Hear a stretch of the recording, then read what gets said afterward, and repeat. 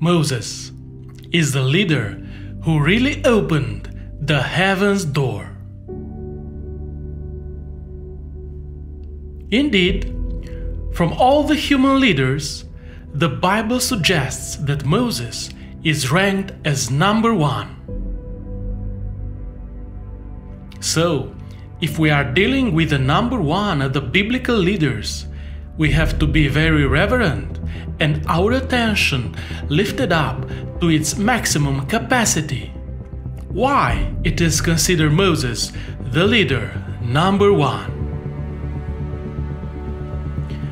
We observe something unique in the ministry of Moses. In a very short period of time, for about 3 years, the heaven invaded the earth with an overwhelming dimension. We see in these 3 years the 10 terrifying plagues, the first Passover, the great redemption from the house of slavery, the parting of the Red Sea, the 10 Commandments, the direct revelation of the detailed law of God and of the tabernacle, and so more. It is just incredible that so much heaven descended on earth in such a short period, and this short period impacted all the human history so deep even till today, except the 3 years public ministry of Jesus, Son of God. No other short period from history impacted the world so profound. It could be, from this perspective, why Moses is considered number one.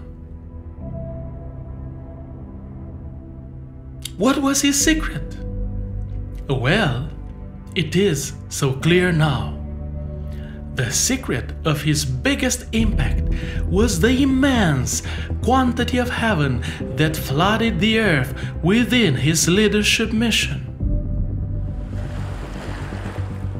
This is such an essential lesson for us all, the leaders who yearn to obtain a big impact through our ministry. The true impact is not produced by our human efforts, by our decades of activism, by our personal charm and amazing personal gifts, and in fact, not even by our sincere holiness and faith. I do not say that all of these have any role, but contemplating at the leadership story of Moses, I discover that none of this is the real and direct cause of the great impact we wait for.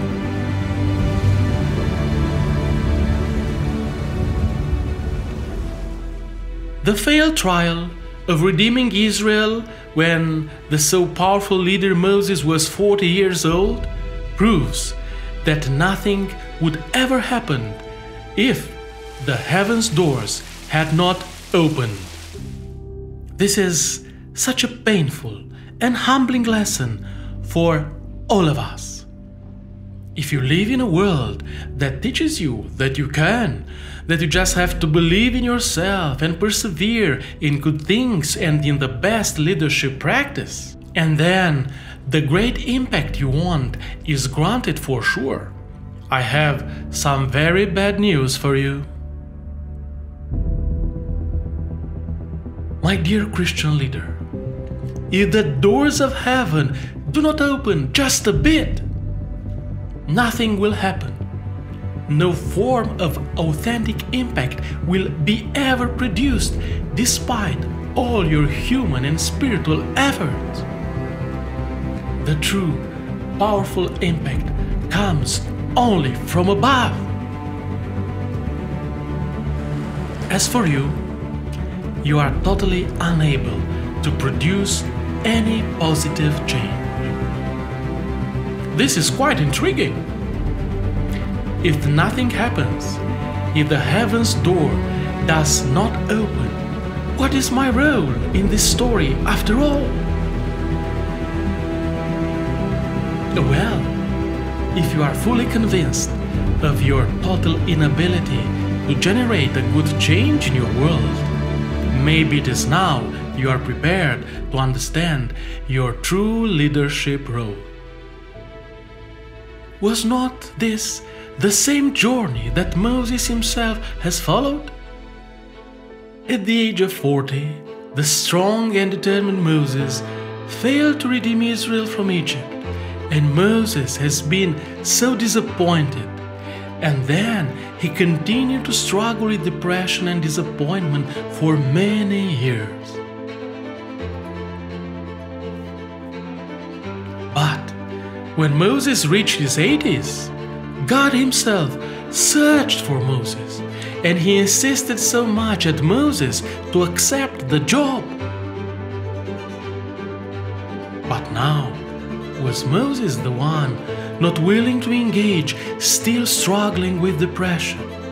And, interestingly enough, after struggling with long-term depression, when Moses reached not perfect holiness, not professional excellence, not spiritual gifts abundance, but when he reached total humbleness, full humility, so deep self-conscious of his human nothingness, it was then when heaven rejoiced and God so joyfully declared, "At last, the vessel is ready. Let us rapidly start the job." And here is one of the greatest mysteries in godly leadership.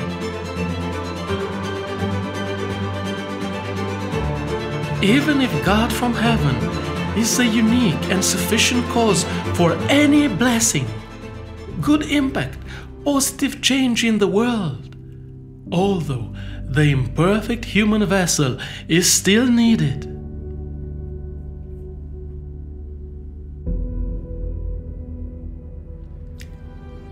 Even if heaven is so determined to invade the earth with new blessings and revelations, it seems that human vessels are almost always needed to be the channel through which heavenly gifts can reach the earth. Indeed, the plagues, the redemption, the law, the tabernacle, all came from God alone and not from Moses. But all these wonderful blessings came each time through Moses, and not even once the human vessel Moses was set apart of being the channel through which heaven found its way to bless the earth. Do you really want to be a part of a leadership story that would produce significant impact and profound changes in your world? The first thing to do is to give up in striving to produce any impact and any change. This is not up to you. This is not your own. But instead, learn to see yourself just a humble vessel and channel that heaven could use. And more than this, let your inner vessel be modeled and cleansed and enlarged by God's sovereign series of events for your precious life.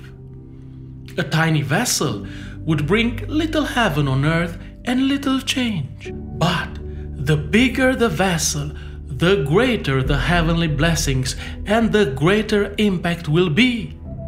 In this mysterious and complex process of enlarging the imperfect human vessel and channel, one attribute remains a main target. Indeed, the number one leader Moses is described to be the most gentle and humble person from all the earth. So, this was his main secret of becoming number one. And this will be a certain objective in your formation process. Learning your total inability in producing any impact, learning profound humility. And for this to happen, failures will be needed, and long-term struggle with depression will be just the right way to shorten the process. This was crucial in Moses' preparation. This will also be essential in your own training. But just be careful not to miss the lesson. Failure and struggling with depression alone will not be enough to cleanse and enlarge your inner precious vessel. There is more complicated than this, and there is not a short answer. The only things I can say right now are: leave your comfort zone and accept the enlarging process of your inner being. And in this process, always keep in mind this crucial question: why humility is the most important attribute in a leader's training?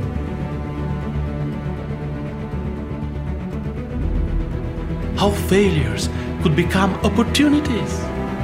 How to deal with disappointment and depression? How to cultivate the virtue of humbleness? How to transform your personal humility in a fundamental spiritual objective?